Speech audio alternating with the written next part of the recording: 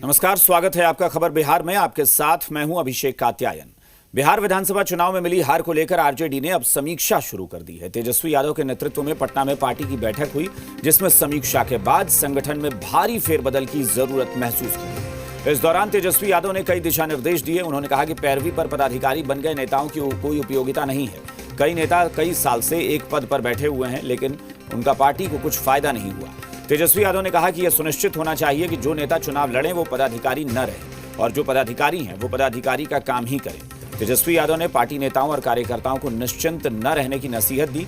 उन्होंने कहा कि 2020 का चुनाव अभी खत्म नहीं हुआ है, 2021 में चुनाव फिर हो सकते हैं। तेजस्वी यादव ने सख्ती के साथ कहा कि पार्टी में जो परंपरा चलती आ रही है उसे बदलनी होगी, रणनीति बदलनी होगी, संघर्ष और आंदोलन के लिए सड़क पर रहना होगा। तेजस्वी ने पार्टी नेताओं को पूर्व प्रधानमंत्री चौधरी चरण सिंह की जयंती पर 23 दिसंबर को जिला मुख्यालयों में किसान गोष्ठी का आयोजन करने के निर्देश दिए। आज पार्टी की महत्वपूर्ण बैठक रही। पार्टी के चुनाव को लेकर के जो समीक्षा है और किसान आंदोलन को लेकर के किसानों के साथ हम लोग किस रूप में आंदोलन में शरीक होंगे, कैसे उनके आंदोलन को हम लोग मजबूत करेंगे, इसको लेकर के हम लोगों की चर्चाएं हुई हैं। कोई बड़ी बात नहीं है कि बिहार में फिर से कभी चुनाव हो जाए, इसलिए हम लोगों को अगर चुनाव की भी ज़रूरत पड़े बिहार में तो हम सब लोगों को उसके लिए भी तैयार रहना है। लेकिन उससे पहले संगठन को हम लोग कैसे मजबूत करें। और इस वक्त पटना से जी मीडिया संवाददाता आशुतोष हमारे साथ जुड़ गए हैं। सीधा रुख करेंगे आशुतोष का। आशुतोष, तेजस्वी ने कई महत्वपूर्ण बातें कही हैं और कुछ बड़ी बड़ी बातों पर गौर करते हैं। एक तो ये कि जो संगठन में पदाधिकारी है वो पदाधिकारी बनकर ही काम करे, मतलब कहने का मतलब वो चुनाव में जाकर और विधायक सांसद बनने का ना सोचे। जो विधायक या सांसद हैं वो फिर पदाधिकारी न रहें। इसके अलावा ये कहना कि पार्टी में जो परिपाटी चली आ रही है उसे बदलना होगा, ये बार बार तेजस्वी कई बार इससे पहले भी कह चुके हैं। इसका मतलब उन्हें लगता है कि पार्टी में कुछ चीजें हैं जो ठीक नहीं चल रही।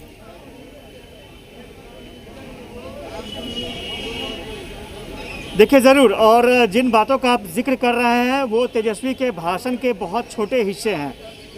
तेजस्वी यादव ने साफ तौर पर यह स्वीकार किया है मीटिंग के दौरान कि चुनाव के वक्त भीतरघात की स्थिति रही, और तेजस्वी यादव ने साफ तौर पर निर्देश भी दिया है अपने पार्टी के पदाधिकारियों को, यानी प्रदेश अध्यक्ष को और महासचिव को, कि आप जितने भी पदाधिकारी संगठन में हैं उनके काम की समीक्षा कीजिए। चुनाव के दौरान उनका परफॉर्मेंस क्या रहा है इसको जानने की कोशिश कीजिए, और कितने वोट वो अपने बूथ पर दिलवा पाए इसकी समीक्षा कीजिए। और उसी के क्रम में तेजस्वी ने कहा है कि जो भी पदाधिकारी लंबे समय से बैठे हुए हैं पद पर लेकिन उनसे कोई फ़ायदा नहीं है, तो परिवर्तन ज़रूरी है। और ये छोटा मोटा परिवर्तन नहीं होगा, बहुत बड़े पैमाने पर परिवर्तन होगा।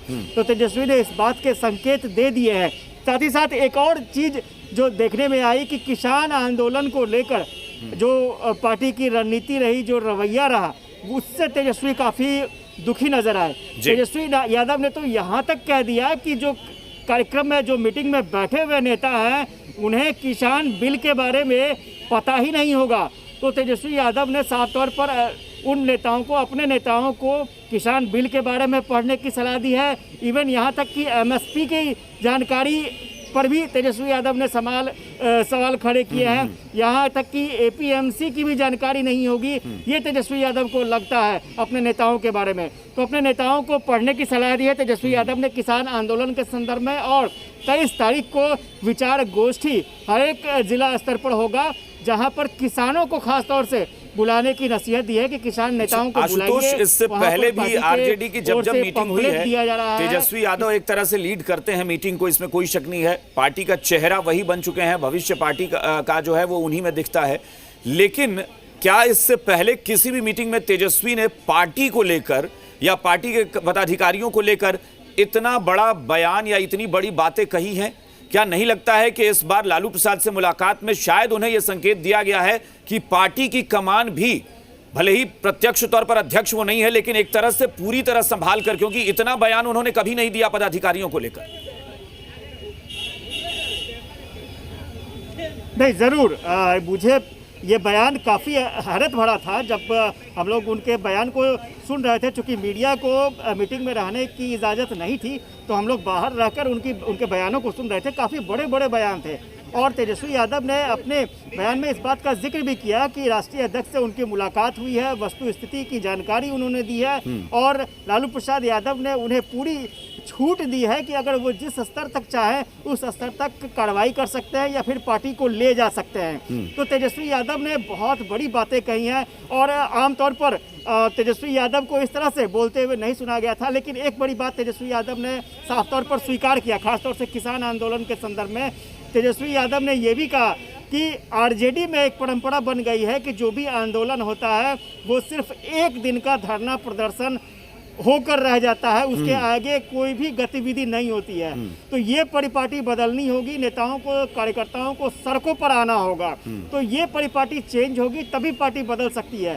तो 14 तारीख यानी खरमास के बाद तेजस्वी खुद जिलों का दौरा करेंगे, निकलेंगे, संपर्क करेंगे लोगों से। लेकिन उससे पहले पार्टी के नेताओं को ये जिम्मेवारी सौंपी गई है कि आप अपने स्तर से समीक्षा कर लीजिए, कहाँ भीतरघात हुई है, कैसे भीतरघात हुई है। चूँकि आज लिखित रूप में जितनी भी शिकायतें हैं उसको तेजस्वी ने मंगवाया है और उस समीक्षा के बाद पार्टी जो है वो एक्शन लेगी। और तेजस्वी ने साफ तौर पर ये संकेत भी दिए हैं कि बड़े पैमाने पर अगर एक्शन लेना पड़ा तो उससे भी आरजेडी नहीं चुकेगी। क्या इसको इस तरीके से माना जाए कि बहुत जल्द संगठन में बहुत बड़ा परिवर्तन होने जा रहा है आशुतोष, ये तय माना जाए?